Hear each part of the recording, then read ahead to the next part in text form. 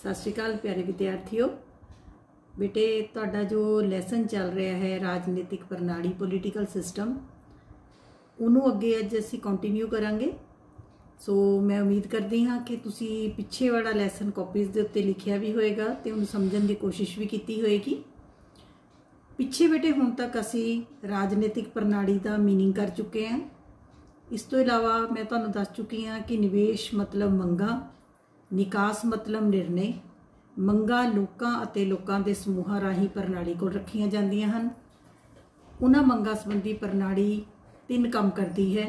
सोच विचार करके निर्णय लैके कानून बनाउंदी है, बने हुए कानूनां नूं लागू करन दा काम किया जाता है अते जे लोड़ पवे तां कानूनां दी व्याख्या अते रखिया भी की जाती है।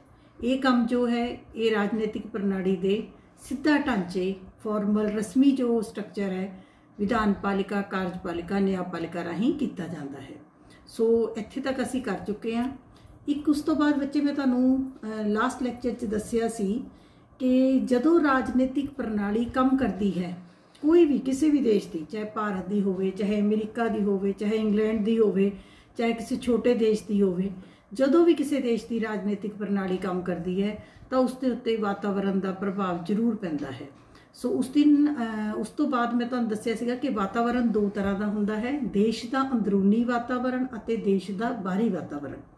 इत्थे बेटे मैं तुहानूं जरूर दसना चाहांगी कि जदों तुसीं घर दे विच, चलो असीं देश नूं हले साइड ते रखते हैं, जदों असीं घर दे विच भी तुसीं अपने पेरेंट्स तो मंगां रखदे हो, तुसीं कोई अपनी मंग मंगदे हो तो तुसीं देखिया होना कि मंगां दे लई घर दे वातावरण का प्रभाव भी पैंदा है। मान लो तुसीं अपने पेरेंट्स तो डिमांड रखी कि इस महीने सानू टैलीविजन लैके दिता जाए, तुहाडे पेरेंट्स टैलीविजन लैके देण लई तैयार भी हैं, उन्होंने पैसे भी इकट्ठे कर लए हैं, वो तुहाडी मंग मन्नण नूं तैयार भी हैं। पर अचानक की होया कि घर दे विच किसी दा एक्सीडेंट हो गया, वो हॉस्पिटल एडमिट हो गया, तो बच्चे तुसीं देखोगे कि वो जे उस टाइम के उत्ते तुसीं अपनी सेम डिमांड रखोगे तो हो सकता गलत भी होवे, क्योंकि उस टाइम के उत्ते घरदियां दी प्रायोरिटी एक एडमिट होए बंदे नूं सेव करना होएगी, ना कि टैलीविजन लेना। इसे तरीके दे नाल कई बारी की हुंदा है कि जिस देश की आपां गल कर रहे हैं उस देश के अंदरूनी हालात किद्दां दे ने ते बाहरी हालात किद्दां दे ने, इहदे उत्ते लोकां दीयां मंगां डिपेंड करदियां।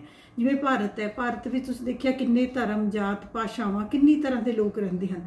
भारत दीयां मंगां अलग ने, अमरीका के लोगों दीयां मंगां अलग ने। जिवें अमीर बच्चा है, एक अमीर बच्चे दी मंगां अलग हुंदियां ने, गरीब बच्चा अपने माँ प्यो नूं हो सकता है साइकिल लैण की डिमांड करे, ठीक है, हो सकता है वो किसी छोटी चीज़ की डिमांड करे। जदों कि तुसीं अमीर बच्चों दी मंगां देखदे हो वो ऑडी कार की मंग कर सकते हैं, ठीक है, एप्पल के मोबाइल फोन की मंग कर सकते हैं। वो उन्हां दीयां मंगां अलग हुंदियां ने, गरीब बच्चों दीयां मंगां अलग हुंदियां ने। ठीक इस तरीके दे नाल जे भारत के लोग मंगा करनगे, हो सकता भारत के लोग बेरोजगारी नूं दूर करन दी मंग करन, गरीबी नूं दूर करन दी मंग करन, खाद पदार्थां नूं मिलण दी मंग करन। सो मंगां अलग अलग हुंदियां ने हरेक देश दे, और ये मंगां ने बच्चे याद रखना ये हमेशा वातावरण तो प्रभावित हुंदियां ने। हुण मैं तुहानूं एक एग्जाम्पल होर बिल्कुल रीसैट देवांगी कि अजकल हुण करोना वायरस का समा है। हुण तुसीं देखो करोना वायरस के समय दे विच डिमांड्स ही चेंज हो गई हैं। अगे भारत के लोगों दी मंगां होर सी, हुण अज मंगां ही तुसीं देखो बिल्कुल अलग ने। अज भारत के लोग मंग कर रहे हैं कि सरकार साडी सेहत का ध्यान रखे, सरकार करोना वायरस नूं रोकण दे लई यतन करे, सरकार मजदूरां नूं उन्हां दे घर तक अन्न अते राशन पानी पहुँचावे, पुलिस शांति अते व्यवस्था बना के रखे। बिल्कुल तुसीं देखो सानूं डॉक्टरी सहूलतावां मिलण, हरेक साडी अनाज मंडियां विच अनाज की सांभ होवे। भाव जिहड़ियां पहलां मंगां सी तुसीं देखो वो मंगां ही चेंज हो गईयां हन। की मतलब जिवें दा देश का वातावरण होवेगा उस तरीके दियां नाल मंगां भी चेंज होणगीਆਂ अते सरकार निर्णय जदों लैंदी है उहदे उत्ते भी वातावरण का प्रभाव पैंदा है। फॉर एग्जाम्पल जे अज भारत के लोग मंग करनगे कि सरकारी कर्मचारी साडी तनख्वाह 10% वधाई जाए, तुसीं देखो जो वातावरण है सरकार नहीं वधा सकती। मान लो भारत सरकार ने 100 करोड़ रुपया किसी उद्योगिक योजना के लिए रखा है या किसी वड्डे डैम के निर्माण लिए रखा सी। हुण जे देश विच विपता पै गई, हड़ आ गए, भूचाल आ गया, सुनामी आ गई, करोना वायरस आ गया या बाहरले देश ने साडे देश ते हमला करता, तो तुसीं दसो ਕੀ ਸਰਕਾਰ ਉਸ ਸਮੇਂ ਤੁਹਾਡੀ ਪਹਿਲੀ ਮੰਗ ਨੂੰ ਧਿਆਨ ਵਿੱਚ ਰੱਖ ਕੇ ਕੰਮ ਕਰੇਗੀ ਜਾਂ ਆਪਣਾ ਸਾਰਾ ਖਰਚ ਦੂਜੇ ਪਾਸੇ ਲਗਾਏਗੀ। ਯਾਦ ਰੱਖਣਾ, ਜਿੱਦਾਂ ਦੇ ਹਾਲਾਤ ਹੋਣ ਉਸੇ ਤਰੀਕੇ ਦੇ ਨਾਲ ਸਰਕਾਰ ਵੀ ਨਿਰਣੇ ਲੈਂਦੀ ਹੈ। ਜਿੱਦਾਂ ਦੇ ਹਾਲਾਤ ਹੋਣ ਲੋਕਾਂ ਦੀਆਂ ਮੰਗਾਂ ਵੀ ਉਸ ਵਾਤਾਵਰਣ ਤੋਂ ਪ੍ਰਭਾਵਿਤ ਹੁੰਦੀਆਂ ਹਨ। ਸੋ ਮੁੱਕਦੀ ਗੱਲ ਆਪਾਂ ਸਲਾਈਡ ਦੇ ਉੱਤੇ ਜਾਂਦੇ ਹਾਂ। ਤੁਸੀਂ ਸਲਾਈਡ ਨੂੰ ਹੁਣ ਜਰਾ ਧਿਆਨ ਨਾਲ ਦੇਖੋ ਕਿ ਨਿਵੇਸ਼ਾਂ ਅਤੇ ਨਿਕਾਸਾਂ ਦੇ ਉੱਤੇ ਵਾਤਾਵਰਣ ਦਾ ਪ੍ਰਭਾਵ ਪੈਂਦਾ ਹੈ। ਦੋ ਤਰ੍ਹਾਂ ਦਾ ਵਾਤਾਵਰਣ ਕੱਲ ਮੈਂ ਤੁਹਾਨੂੰ ਦੱਸਿਆ ਸੀ, ਦੇਸ਼ ਦਾ ਅੰਦਰੂਨੀ ਵਾਤਾਵਰਣ ਅਤੇ ਦੇਸ਼ ਦਾ ਬਾਹਰੀ ਵਾਤਾਵਰਣ। ਜਿਵੇਂ ਦੇਸ਼ ਦੇ ਵਿੱਚ ਜੇ ਗਰੀਬੀ ਹੈ, ਬੇਰੁਜ਼ਗਾਰੀ ਹੈ, ਸਾਡੇ ਦੇਸ਼ ਦੀ ਤਰ੍ਹਾਂ ਸੰਪਰਦਾਇਕਤਾ ਹੈ, ਜਾਤੀਵਾਦ ਹੈ, ਤਾਂ ਲੋਕਾਂ ਦੀਆਂ ਮੰਗਾਂ ਉੱਦਾਂ ਦੀਆਂ ਹੋਣਗੀਆਂ। ਧਾਰਮਿਕ ਦੰਗਿਆਂ ਉੱਤੇ ਰੋਕ ਲਗਾਈ ਜਾਵੇ, ਲੋਕਾਂ ਨੂੰ ਰੁਜ਼ਗਾਰ ਦਿੱਤੇ ਜਾਣ, ਗਰੀਬੀ ਨੂੰ ਦੂਰ ਕਰਨ ਦੀ ਕੋਸ਼ਿਸ਼ ਕੀਤੀ ਜਾਵੇ, ਅਨੁਸੂਚਿਤ ਜਾਤੀਆਂ ਨੂੰ ਵੱਧ ਤੋਂ ਵੱਧ ਸਹੂਲਤਾਵਾਂ ਦਿੱਤੀਆਂ ਜਾਣ, ਮੰਗਾਂ ਹੀ ਹੋਰ ਹੋਣਗੀਆਂ। ਇਸੇ ਤਰੀਕੇ ਦੇ ਨਾਲ ਦੇਸ਼ ਦਾ ਬਾਹਰੀ ਵਾਤਾਵਰਣ, ਉਹ ਦੇਸ਼ ਦੀ ਸਥਿਤੀ ਕੀ ਹੈ, ਉਸ ਦੇਸ਼ ਦਾ ਦੂਜੇ ਦੇਸ਼ਾਂ ਨਾਲ ਸੰਬੰਧ ਕੀ ਹੈ, ਕੀ ਉਸ ਦੇਸ਼ ਕੋਲ ਪਰਮਾਣੂ ਸ਼ਕਤੀ ਹੈ ਜਾਂ ਨਹੀਂ ਹੈ, ਕੀ ਉਹ ਦੇਸ਼ ਆਰਥਿਕ ਤੌਰ ਤੇ ਮਜ਼ਬੂਤ ਹੈ ਜਾਂ ਨਹੀਂ ਹੈ। ਪਰ ਯਾਦ ਰੱਖਣਾ, ਜੇ ਕੋਈ ਦੇਸ਼ ਬਾਹਰੀ ਤੌਰ ਦੇ ਉੱਤੇ ਤਾਂ ਹੀ ਸਟਰੋਂਗ ਹੋਏਗਾ ਜੇਕਰ ਉਹ ਆਰਥਿਕ ਤੌਰ ਦੇ ਉੱਤੇ ਸਟਰੋਂਗ ਹੈ। ਜੇ ਉਹ ਦੇਸ਼ ਅਮੀਰ ਹੈ, ਉਹਦੇ ਕੋਲ ਪਰਮਾਣੂ ਸ਼ਕਤੀ ਵੀ ਹੈ, ਜਿਸ ਤਰ੍ਹਾਂ ਅਮਰੀਕਾ ਹੈ ਬੇਟੇ, ਅਮਰੀਕਾ ਕੋਲ ਪੈਸਾ ਵੀ ਹੈ, ਅਮਰੀਕਾ ਕੋਲ ਪਰਮਾਣੂ ਸ਼ਕਤੀ ਵੀ ਹੈ। ਅਮਰੀਕਾ ਬਾਹਰੀ ਤੌਰ ਦੇ ਉੱਤੇ ਆਪਣੇ ਮਤਲਬ ਦੂਸਰੇ ਦੇਸ਼ਾਂ ਨਾਲ ਜਦੋਂ ਡੀਲ ਕਰੇਗਾ ਤਾਂ ਅਮਰੀਕਾ ਉਹਨਾਂ ਤੋਂ ਆਪਣੀ ਗੱਲ ਮਨਵਾ ਸਕਦਾ ਹੈ।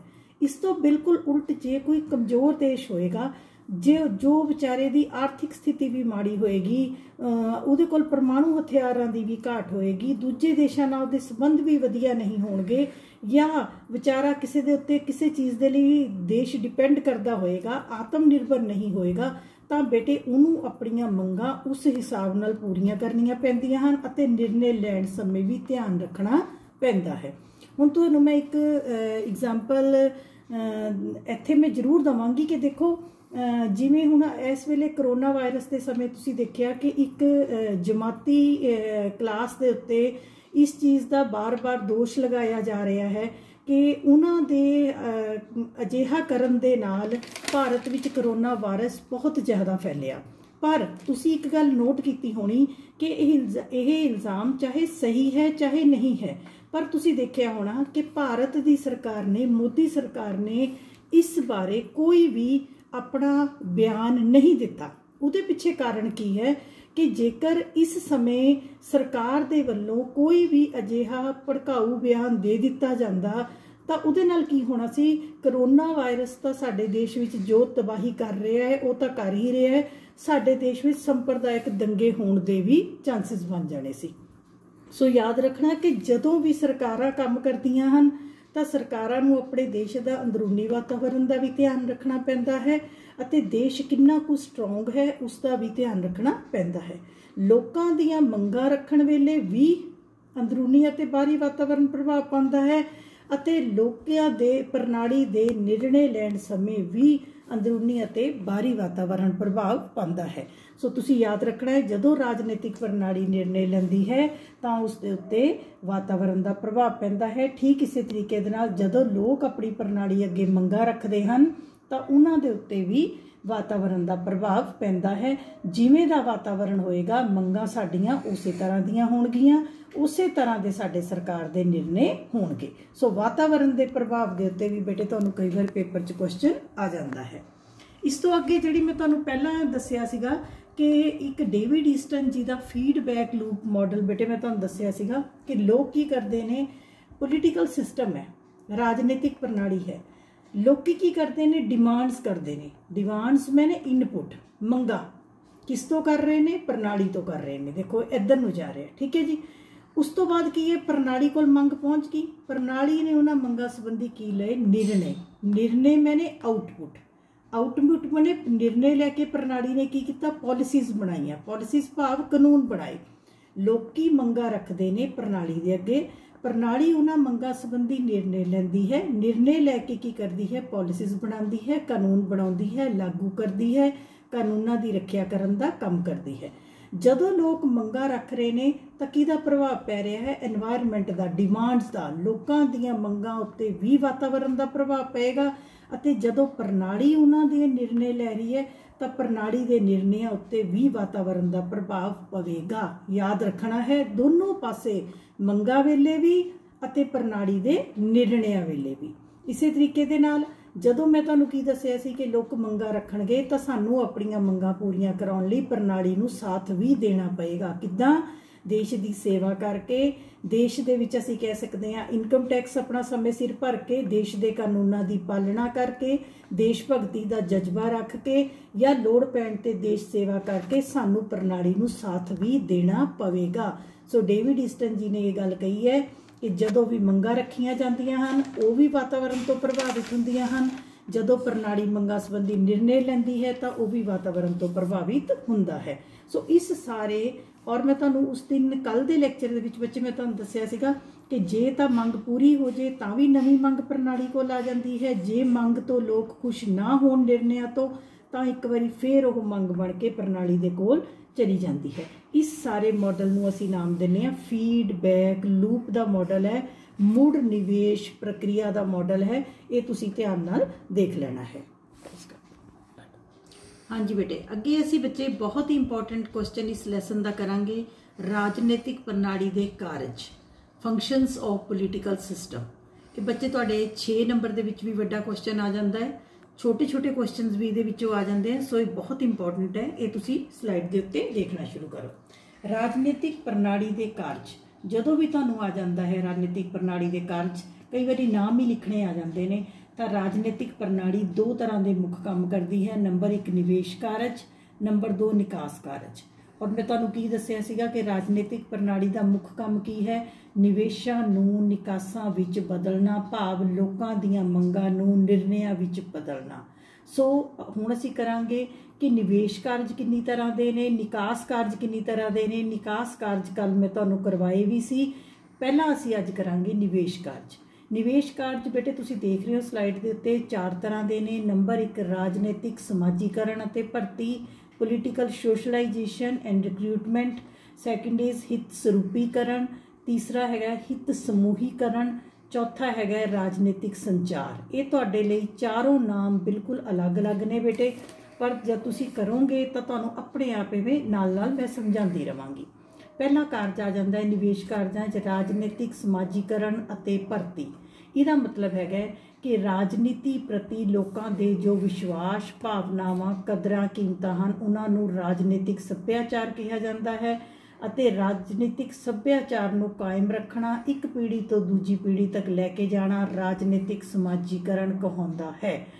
ਮੇਰੇ ਹਿਸਾਬ ਨਾਲ ਜੇ ਤੁਸੀਂ ਇਸ ਨੂੰ ਥੋੜ੍ਹਾ ਜਿਹਾ ਤੁਸੀਂ ਪੜ੍ਹਿਆ ਹੋਏਗਾ ਬੇਟੇ, ਤੁਸੀਂ ਬਿਲਕੁਲ ਕਨਫਿਊਜ਼ ਹੋ ਗਏ ਹੋਵੋਗੇ। ਮੈਂ ਐਗਰੀ ਕਰਦੀ ਹਾਂ ਤੁਹਾਡੇ ਨਾਲ, ਤੁਸੀਂ ਇਸ ਪੁਆਇੰਟ ਨੂੰ ਹੁਣ ਇੱਧਰ ਸਮਝਣਾ ਸ਼ੁਰੂ ਕਰੋ।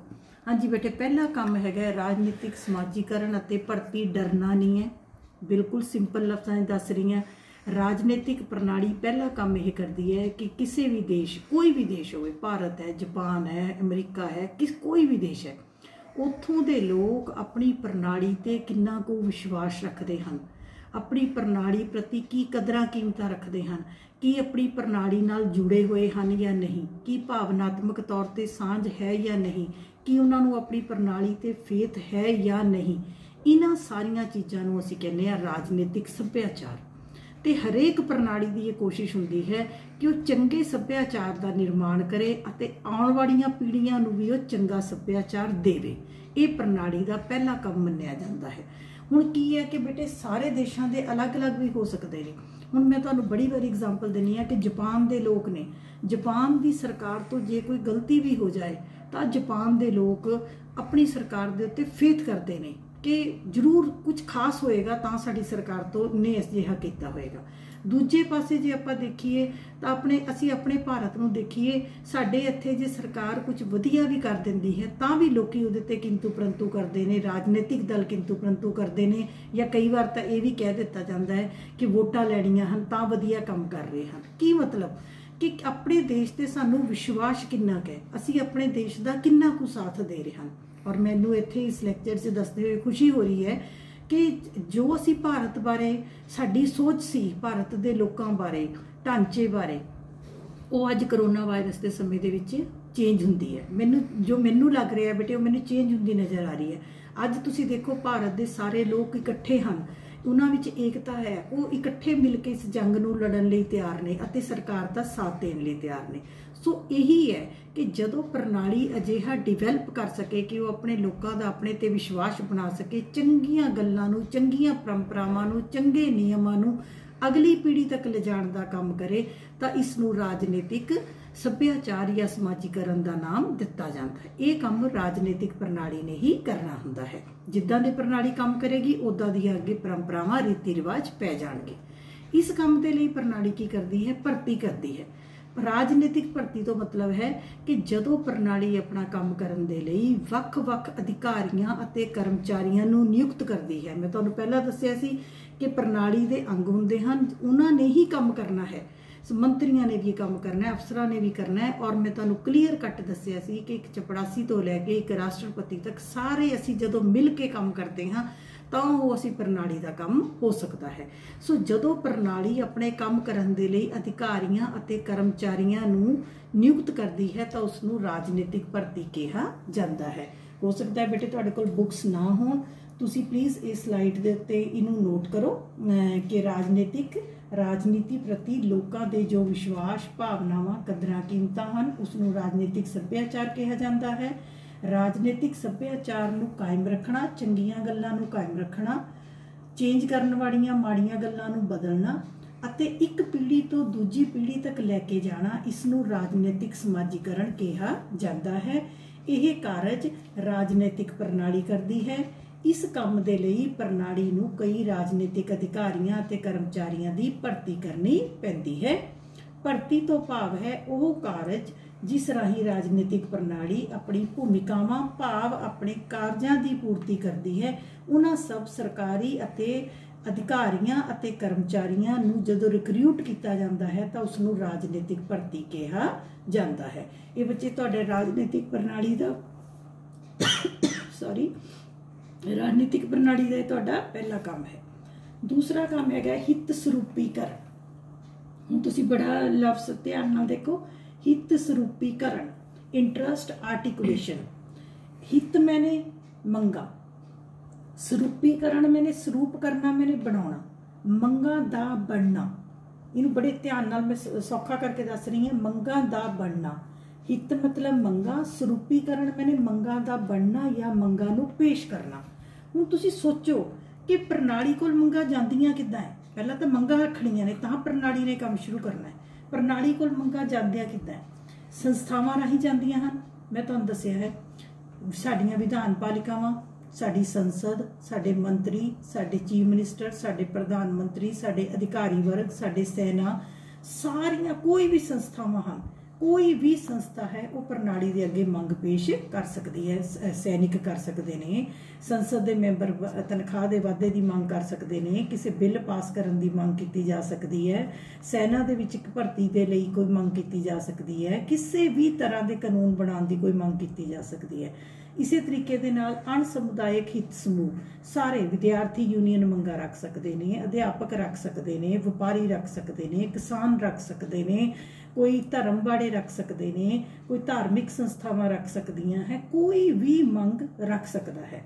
ਅੱਗੇ ਹੈਗਾ ਵਿਧੀ ਪ੍ਰਤੀਕੂਲ ਸਮੂਹ। ਵਿਧੀ ਪ੍ਰਤੀਕੂਲ ਸਮੂਹ ਮੈਨੇ ਕਈ ਵਾਰ ਤੁਸੀਂ ਦੇਖਿਆ ਕਿ ਕੋਈ ਅੱਤਵਾਦੀ ਸੰਗਠਨ ਮੰਗ ਕਰਦਾ ਹੈ ਕਿ ਅਸੀਂ ਸਾਡੀ ਇਹ ਮੰਗ ਹੈ, ਸਰਕਾਰ ਸਾਡੀ ਮੰਗ ਪੂਰੀ ਕਰੇ, ਨਹੀਂ ਤਾਂ ਅਸੀਂ ਇੱਦਾਂ ਕਰ ਦਾਂਗੇ। ਕੋਈ ਨਾ ਕੋਈ ਬਲੈਕਮੇਲਿੰਗ ਸਰਕਾਰ ਨੂੰ ਕਰਦੇ ਆ। ਕਈ ਵਾਰੀ ਕੀ ਹੈ, ਕਿਸਾਨ ਹੜਤਾਲ ਦੇ ਉੱਤੇ ਬੈਠ ਗਏ। ਕਈ ਵਾਰੀ ਕੀ ਹੈ, ਦੇਸ਼ ਦੇ ਵਿੱਚ ਦੰਗੇ ਫੈਲ ਗਏ, ਉਹ ਪ੍ਰਦਰਸ਼ਨ ਕਰਨ ਲੱਗ ਗਏ, ਨਾਅਰੇ ਲਾਉਣ ਲੱਗ ਗਏ, ਜਲਸੇ ਜਲੂਸ ਕੱਢਣ ਲੱਗ ਗਏ। ਕਾਹਦੇ ਲਈ? ਆਪਣੀਆਂ ਮੰਗਾਂ ਨੂੰ ਪੇਸ਼ ਕਰਨ ਦੇ ਲਈ। ਇਸੇ ਤਰੀਕੇ ਦੇ ਨਾਲ ਵਪਾਰਕ ਸਮੂਹ, ਪੇਸ਼ਾਵਰ ਸਮੂਹ, ਮਜ਼ਦੂਰ ਸੰਘ ਕੋਈ ਵੀ ਮੰਗ ਕਰ ਸਕਦਾ ਹੈ। ਜਦੋਂ ਪ੍ਰਣਾਲੀ ਦੇ ਅੱਗੇ ਮੰਗਾਂ ਰੱਖੀਆਂ ਜਾਂਦੀਆਂ ਹਨ ਉਸ ਨੂੰ ਕਿਹਾ ਜਾਂਦਾ ਹੈ ਹਿੱਤ ਸਰੂਪੀਕਰਨ, ਮੰਗਾਂ ਦਾ ਰੱਖਣਾ। ਯਾਦ ਰੱਖੇਗਾ, ਮੰਗਾਂ ਦਾ ਰੱਖਣ ਨੂੰ ਆਪਾਂ ਕਹਿੰਦੇ ਹਾਂ ਹਿੱਤ ਸਰੂਪੀਕਰਨ। ਔਰ ਮੰਗਾਂ ਕਿਸੇ ਦੇ ਰਾਹੀਂ ਵੀ ਰੱਖੀਆਂ ਜਾ ਸਕਦੀਆਂ ਹਨ, ਚਾਹੇ ਉਹ ਕੋਈ ਸੰਸਥਾ ਹੋਵੇ, ਚਾਹੇ ਉਹ ਹਿੱਤ ਸਮੂਹ ਹੋਣ, ਚਾਹੇ ਉਹ ਕੋਈ ਰੋਸ ਧਰਨੇ ਹੋਣ, ਚਾਹੇ ਹੜਤਾਲਾਂ ਹੋਣ, ਚਾਹੇ ਦੰਗੇ ਫਸਾਦ ਕਰਕੇ ਆਪਣੀ ਮੰਗ ਮਨਾਓ, ਚਾਹੇ ਚੱਕਾ ਜਾਮ ਕੀਤਾ ਜਾਂਦਾ ਹੈ। ਕਈ ਵਾਰ ਤੁਸੀਂ ਦੇਖੋ ਰੇਲ ਦੇ ਪਟਰੀਆਂ ਦੇ ਉੱਤੇ ਹੀ ਰੋਸ ਧਰਨੇ ਲਗਾ ਦਿੱਤੇ ਜਾਂਦੇ ਹਨ। ਵਪਾਰਕ ਉਦਯੋਗਿਕ ਲਾ ਸਕਦੇ ਨੇ, ਪੇਸ਼ਾਵਰ ਲਾ ਸਕਦੇ ਨੇ, ਮਜ਼ਦੂਰ ਲਾ ਸਕਦੇ ਨੇ, ਵਿਦਿਆਰਥੀ ਲਾ ਸਕਦੇ ਨੇ। ਕਿਸੇ ਵੀ ਕੋਈ ਵੀ ਇਹਨਾਂ ਵਿੱਚੋਂ ਮੰਗ ਜੋ ਹੈ ਉਹ ਸਰਕਾਰ ਦੇ ਅੱਗੇ ਪੇਸ਼ ਕਰ ਸਕਦਾ ਹੈ। ਇਸ ਨੂੰ ਕਹਿੰਦੇ ਮੰਗਾਂ ਦਾ ਪੇਸ਼ ਕੀਤਾ ਜਾਣਾ। ਤੀਸਰਾ ਕੰਮ ਹੈਗਾ ਬੇਟੇ ਹਿੱਤ ਸਮੂਹੀਕਰਨ, ਇੰਟਰਸਟ ਐਗਰੀਗੇਸ਼ਨ। ਐਗਰੀਗੇਟ ਕਰਨਾ ਮੈਨੇ ਇਕੱਠਾ ਕਰਨਾ, ਹਿੱਤ मैंने मंगा, समूहीकरण समूहीकरण मैंने समूहीकरण ਮੰਗਾਂ ਦਾ ਇਕੱਠਾ ਹੋਣਾ। ਨੋਟ ਕਰ ਲਓ, ਵੱਖ-ਵੱਖ ਮੰਗਾਂ ਨੂੰ ਇਕੱਠੇ ਕਰਨ ਨੂੰ ਸਮੂਹੀਕਰਨ ਕਿਹਾ ਜਾਂਦਾ ਹੈ। ਹੁਣ ਮੰਗ ਮੈਂ ਕੁਝ ਮੰਗਿਆ, ਤੁਸੀਂ ਕੁਝ ਮੰਗਿਆ, ਤੀਸਰੇ ਨੇ ਕੁਝ ਮੰਗਿਆ, ਇਦਾਂ ਨਹੀਂ ਹੋ ਸਕਦਾ ਕਿ ਸਰਕਾਰ ਸਾਡੇ ਕੱਲੇ ਕੋਲ ਆ ਕੇ ਸਾਡੀਆਂ ਮੰਗਾਂ ਨੂੰ ਪੂਰਾ ਕਰੇ। ਨਹੀਂ, ਸਾਡੀ ਮੰਗ ਕੀ ਹੈ? ਹੁਣ ਮੰਨ ਲਓ ਯੂਨੀਵਰਸਿਟੀ ਦਾ ਇੱਕ ਵਿਦਿਆਰਥੀ ਕੁਝ ਮੰਗ ਰਿਹਾ, ਦੂਜਾ ਕੁਝ ਮੰਗ ਰਿਹਾ, ਇੰਜ ਨਹੀਂ। ਹਾਂ, ਜਦੋਂ ਵਿਦਿਆਰਥੀਆਂ ਨੇ ਇਕੱਠੇ ਹੋ ਕੇ ਵਿਦਿਆਰਥੀ ਯੂਨੀਅਨ ਦੇ ਥਰੂ ਆਪਣੀਆਂ ਮੰਗਾਂ ਨੂੰ ਇਕੱਠੇ ਕਰਕੇ ਸਰਕਾਰ ਸਾਹਮਣੇ ਪੇਸ਼ ਕੀਤਾ। ਹੁਣ ਇੱਕ ਕਿਸਾਨ ਕੁਝ ਮੰਗ ਰਿਹਾ ਹੈ, ਦੂਜੇ ਕਿਸਾਨ ਕੁਝ ਮੰਗ ਰਹੇ ਨੇ, ਪੰਜਾਬ ਦੇ ਕੁਝ ਮੰਗਦੇ, ਹਰਿਆਣੇ ਦੇ ਕੁਝ ਮੰਗਦੇ, ਇੰਜ ਨਹੀਂ। ਇਸ ਤਰ੍ਹਾਂ ਨਹੀਂ, ਕੱਲੇ ਕੋਲ ਜਾ ਕੇ ਮੰਗਾਂ ਨਹੀਂ ਮੰਨੀਆਂ ਜਾ ਸਕਦੀਆਂ। ਫਿਰ ਕੀ ਕਰਨਾ ਪੈਂਦਾ ਹੈ? ਮੰਗਾਂ ਨੂੰ ਇਕੱਠਾ ਕਰਨਾ ਪੈਂਦਾ ਹੈ। ਜਦੋਂ ਮੰਗ ਇਕੱਠੀ ਹੋ ਕੇ ਕਿਸੇ ਯੂਨੀਅਨ ਦੇ ਥਰੂ, ਚਾਹੇ ਉਹ ਅਧਿਆਪਕ ਯੂਨੀਅਨ ਹੋਵੇ, ਵਪਾਰੀ ਯੂਨੀਅਨ ਹੋਵੇ, ਕਿਸੇ ਤਰੀਕੇ ਦੇ ਸੈਨਾ ਵਾਲਿਆਂ ਦੇ ਵੱਲੋਂ ਮੰਗ ਆਵੇ, ਪੁਲਿਸ ਵਾਲਿਆਂ ਵੱਲੋਂ ਮੰਗ ਆਵੇ, ਕਿਸੇ ਰਾਜਨੀਤਿਕ ਦਲਾਂ ਵੱਲੋਂ ਮੰਗਾਂ ਆਉਣ, ਜਦੋਂ ਮੰਗਾਂ ਇਕੱਠੀਆਂ ਹੋ ਕੇ ਸਰਕਾਰ ਕੋਲ ਜਾਂਦੀਆਂ ਹਨ ਅਤੇ ਸਰਕਾਰ ਉਹਨਾਂ ਮੰਗਾਂ ਸੰਬੰਧੀ ਕਾਨੂੰਨ ਬਣਾਉਂਦੀ ਹੈ ਤਾਂ ਉਸ ਨੂੰ ਕੀ ਕਿਹਾ ਜਾਂਦਾ ਹੈ? ਹਿੱਤ ਸਮੂਹੀਕਰਨ। ਮੰਗਾਂ ਨੂੰ ਇਕੱਠੇ ਕਰਕੇ ਪੇਸ਼ ਕਰਨਾ ਅਤੇ ਉਹਨਾਂ ਮੰਗਾਂ ਸੰਬੰਧੀ ਸਰਕਾਰ ਜੋ ਹਨ ਉਹ ਆਮ ਨੀਤੀਆਂ ਕਾਨੂੰਨ ਵਿੱਚ ਬਦਲਣ ਦੀ ਕੋਸ਼ਿਸ਼ ਜਦੋਂ ਸਰਕਾਰ ਕਰਦੀ ਹੈ ਤਾਂ ਇਸ ਕੰਮ ਨੂੰ ਹਿੱਤ ਸਮੂਹੀਕਰਨ ਕਿਹਾ ਜਾਂਦਾ ਹੈ।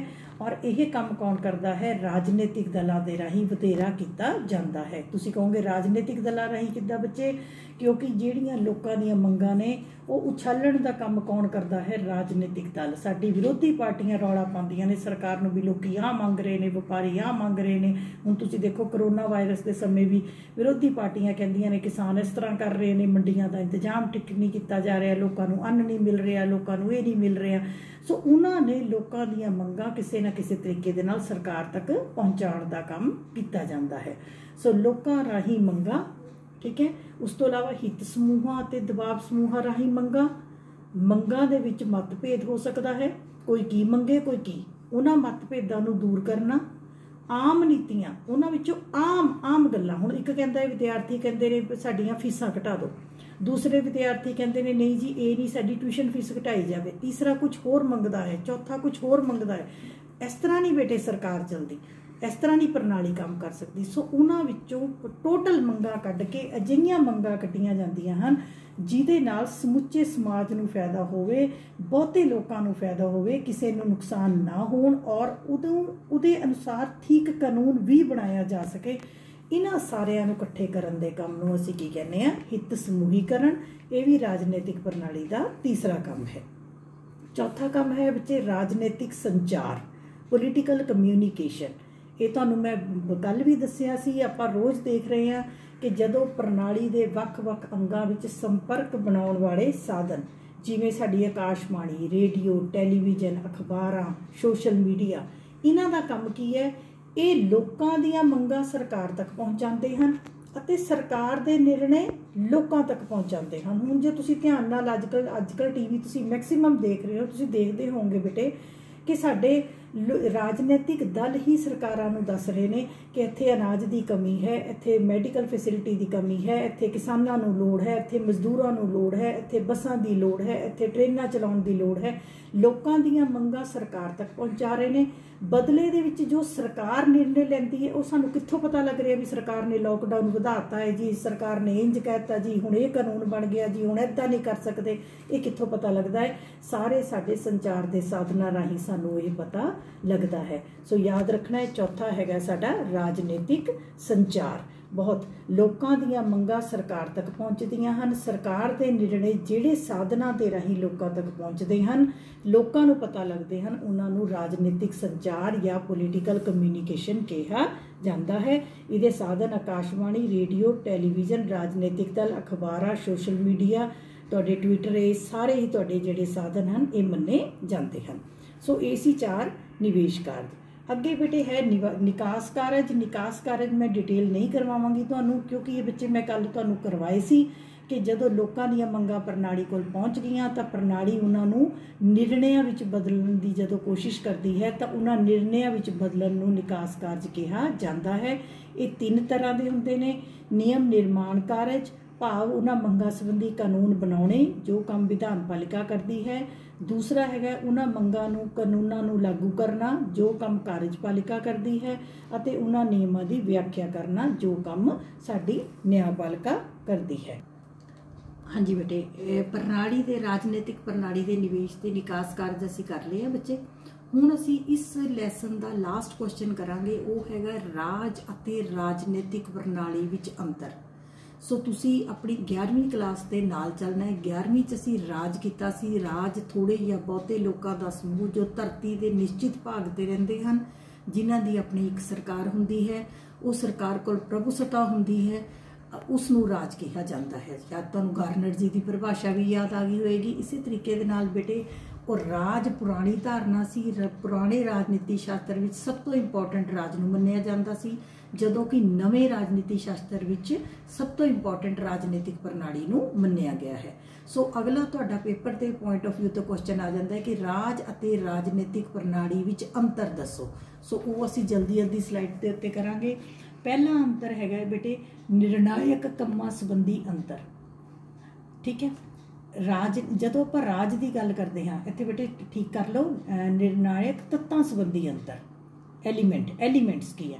ਜਦੋਂ ਆਪਾਂ ਰਾਜ ਦੀ ਗੱਲ ਕਰਦੇ ਹਾਂ ਤਾਂ ਰਾਜ ਕੀ ਹੈ? ਰਾਜ ਦੇ 4 ਐਲੀਮੈਂਟ ਸੀ, ਜਨਸੰਖਿਆ, ਪਾਪੂਲੇਸ਼ਨ, ਟੈਰੀਟਰੀ, ਭੂਮੀ, ਗਵਰਨਮੈਂਟ, ਸਰਕਾਰ ਅਤੇ ਪ੍ਰਭੂਸੱਤਾ, ਸੋਵਰੇਨਿਟੀ।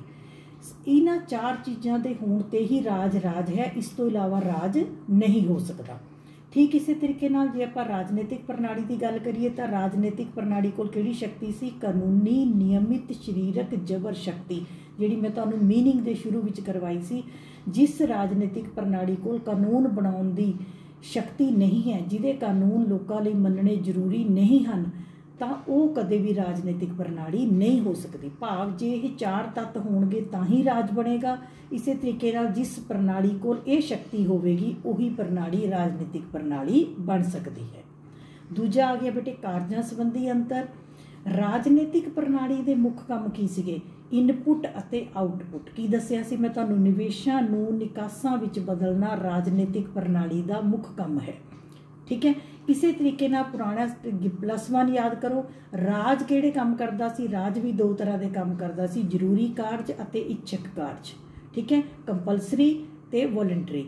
ਜੇ ਰਾਜ ਜਿਵੇਂ ਸੁਰੱਖਿਆ ਕਰਨੀ, ਲੋਕਾਂ ਦਾ ਜੀਵਨ ਵਧੀਆ ਬਣਾਉਣਾ ਜ਼ਰੂਰੀ ਕਾਰਜ ਹੈ। ਇੱਛਕ ਕਾਰਜ, ਰਾਜ ਆਪਣੇ ਰਾਜ ਦੇ ਵਿਕਾਸ ਲਈ ਕੁਝ ਵੀ ਕਰ ਸਕਦਾ ਹੈ। ਸੋ ਇਸ ਤਰੀਕੇ ਦੇ ਨਾਲ ਰਾਜ ਜ਼ਰੂਰੀ ਕੰਮ ਵੀ ਕਰਦਾ ਸੀ ਤੇ ਆਪਣੀ ਮਰਜ਼ੀ ਦੇ ਕੰਮ ਵੀ ਕਰਦਾ ਸੀ, ਜਦੋਂ ਕਿ ਰਾਜਨੀਤਿਕ ਪ੍ਰਣਾਲੀ ਦੇ ਵਿੱਚ 2 ਮੁੱਖ ਕੰਮ ਨੇ, ਨਿਵੇਸ਼ਾਂ ਨੂੰ ਨਿਕਾਸਾਂ ਵਿੱਚ ਬਦਲਣਾ। ਤੀਸਰਾ, ਰਾਜਨੀਤਿਕ ਪ੍ਰਣਾਲੀ ਵਿੱਚ ਅੰਗਾਂ ਦੀ ਆਤਮ ਨਿਰਭਰਤਾ ਹੁੰਦੀ ਹੈ, ਪਰ ਰਾਜ ਵਿੱਚ ਅਜਿਹੀ ਕੋਈ ਵਿਸ਼ੇਸ਼ਤਾ ਨਹੀਂ ਹੁੰਦੀ। ਮੈਂ ਤੁਹਾਨੂੰ ਕੀ ਦੱਸਿਆ ਸੀ ਕਿ ਰਾਜਨੀਤਿਕ ਪ੍ਰਣਾਲੀ ਦਾ ਹਰੇਕ ਅੰਗ ਇੱਕ ਦੂਜੇ ਉੱਤੇ ਨਿਰਭਰ ਕਰਦਾ ਹੈ। ਠੀਕ ਹੈ, ਵਿਧਾਨ ਪਾਲਿਕਾ ਕਾਨੂੰਨ ਬਣਾਉਂਦੀ ਹੈ, ਕਾਰਜਪਾਲਿਕਾ ਲਾਗੂ ਕਰਦੀ ਹੈ, ਨਿਆਂਪਾਲਿਕਾ ਉਸ ਦੀ ਵਿਆਖਿਆ ਕਰਦੀ ਹੈ। ਜੇ ਕਾਨੂੰਨ ਬਣੇ ਹੁੰਦੇ ਹਨ ਤਾਂ ਹੀ ਸਾਡੇ ਜੋ ਪ੍ਰਧਾਨ ਮੰਤਰੀ ਨੇ, ਸਾਡੇ ਮੁੱਖ ਮੰਤਰੀ ਨੇ, ਜੋ ਸਾਡੇ ਆਫੀਸਰਸ ਨੇ, ਉਸ ਨੂੰ ਇੰਪਲੀਮੈਂਟ ਕਰ ਸਕਦੇ ਹਨ। ਭਾਵ ਰਾਜਨੀਤਿਕ ਪ੍ਰਣਾਲੀ ਦੇ ਸਾਰੇ ਅੰਗਾਂ ਦੇ ਵਿੱਚ ਇੱਕ ਦੂਜੇ ਤੇ ਡਿਪੈਂਡੈਂਸੀ ਪਾਈ ਜਾਂਦੀ ਹੈ, ਪਰ ਰਾਜ ਦੇ ਵਿੱਚ ਕੋਈ ਅਜਿਹੀ ਵਿਸ਼ੇਸ਼ਤਾ ਨਹੀਂ ਪਾਈ ਜਾਂਦੀ। ਇਸ ਤੋਂ ਇਲਾਵਾ ਬੇਟੇ ਅਗਲਾ ਤੁਸੀਂ ਦੇਖੋ ਕਿ ਰਾਜ ਦੀਆਂ ਸੀਮਾਵਾਂ ਖੇਤਰੀ ਹੁੰਦੀਆਂ ਹਨ, ਪਰ ਰਾਜਨੀਤਿਕ ਪ੍ਰਣਾਲੀ ਦੀਆਂ ਸੀਮਾਵਾਂ, ਰਾਜ ਨੂੰ ਅਸੀਂ ਦੱਸ ਸਕਦੇ ਹਾਂ ਇੱਥੋਂ ਤੱਕ ਭਾਰਤ ਹੈ, ਇੱਥੋਂ ਇੰਗਲੈਂਡ ਸ਼ੁਰੂ ਹੋ ਗਿਆ, ਇੱਥੋਂ ਅਮਰੀਕਾ ਸ਼ੁਰੂ ਹੋ ਗਿਆ, ਇੱਥੋਂ ਪਾਕਿਸਤਾਨ ਸ਼ੁਰੂ ਹੋ ਗਈਆਂ। ਭਾਵ ਰਾਜ ਦੀਆਂ ਹੱਦਾਂ ਨੂੰ ਖੇਤਰ ਦੇ ਅੰਦਰ ਬੰਨ੍ਹਿਆ ਜਾ ਸਕਦਾ ਹੈ, ਪਰ ਰਾਜਨੀਤਿਕ ਪ੍ਰਣਾਲੀ ਦੀਆਂ ਹੱਦਾਂ ਨੂੰ ਖੇਤਰ ਵਿੱਚ ਨਹੀਂ ਬੰਨ੍ਹਿਆ ਜਾ ਸਕਦਾ। ਉਸ ਤੋਂ ਇਲਾਵਾ ਰਾਜ ਸਥਿਰ ਹੁੰਦਾ ਹੈ, ਜਦੋਂ ਕਿ ਰਾਜਨੀਤਿਕ ਪ੍ਰਣਾਲੀ ਸਮੇਂ ਦੇ ਨਾਲ ਬਦਲਦੀ ਰਹਿੰਦੀ ਹੈ। ਰਾਜ ਦਾ ਇੱਕ ਰੂਪ ਹੁੰਦਾ ਹੈ, ਰਾਜ ਨੇ ਰਾਜ ਹੀ ਕਹਾਉਣਾ, ਅਮਰੀਕਾ ਵੀ ਰਾਜ ਹੈ, ਭਾਰਤ ਵੀ ਰਾਜ ਹੈ, ਠੀਕ ਹੈ, ਪਾਕਿਸਤਾਨ ਵੀ ਰਾਜ ਹੈ, ਪਰ ਰਾਜਨੀਤਿਕ ਪ੍ਰਣਾਲੀ ਦੇ ਕਈ ਰੂਪ ਹਨ। ਰਾਜ ਨੂੰ ਆਪਾਂ ਪੁਰਾਣੀ ਧਾਰਨਾ ਮੰਨਦੇ ਹਾਂ, ਜਦੋਂ ਕਿ ਰਾਜਨੀਤਿਕ ਪ੍ਰਣਾਲੀ ਜੋ ਹੈ ਇਹ ਇੱਕ ਆਧੁਨਿਕ ਧਾਰਨਾ ਹੈ, ਇਹ 21ਵੀਂ ਸਦੀ ਦੀ ਧਾਰਨਾ ਹੈ। ਸੋ ਇਹ ਥੋੜਾ ਜਿਹਾ ਅੰਤਰ ਦਾ ਛੋਟਾ ਜਿਹਾ ਕੁਐਸਚਨ ਹੈ, ਇਹ ਬੱਚੇ ਤੁਸੀਂ ਹੋ ਸਕੇ ਤਾਂ ਜ਼ਰੂਰ ਕਰ ਲੈਣਾ ਹੈ, ਇਹ ਵੀ ਤੁਹਾਡਾ ਇੰਪੋਰਟੈਂਟ ਕੁਐਸਚਨ ਹੈ। ਹੁਣ ਬੱਚੇ ਮੈਨੂੰ ਲੱਗਦਾ ਹੈ ਕਿ ਮੈਂ ਫਸਟ ਲੈਸਨ ਜੋ ਹੈ ਪੋਲੀਟੀਕਲ ਸਿਸਟਮ ਇਹ ਮੈਂ ਤੁਹਾਡਾ ਕੰਪਲੀਟ ਕਰਵਾ ਦਿੱਤਾ ਹੈ, ਤੇ ਆਸ ਰੱਖਦੀ ਹਾਂ ਕਿ ਤੁਸੀਂ ਸਾਰੇ ਪੰਜਾਬ ਦੇ ਬੱਚੇ ਆਪਣੇ ਘਰ ਬੈਠ ਕੇ ਬੜੇ ਧਿਆਨ ਦੇ ਨਾਲ ਇਸ ਲੈਸਨ ਨੂੰ ਲਿਖੋਗੇ ਵੀ ਤੇ ਰਿਵਾਈਜ਼ ਵੀ ਕਰੋਗੇ। ਕਿਸੇ ਵੀ ਗਲਤੀ ਦੇ ਲਈ ਮੈਂ ਬਹੁਤ ਮਾਫੀ ਚਾਹੁੰਦੀ ਹਾਂ, ਤੇ ਮੇਰੇ ਵੱਲੋਂ ਹਰਮਿੰਦਰ ਕੌਰ ਸਰਕਾਰੀ ਸੀਨੀਅਰ ਸੈਕੰਡਰੀ ਸਕੂਲ ਮਨੌਲੀ ਵੱਲੋਂ ਆਪ ਜੀ ਦਾ ਬਹੁਤ ਬਹੁਤ ਧੰਨਵਾਦ।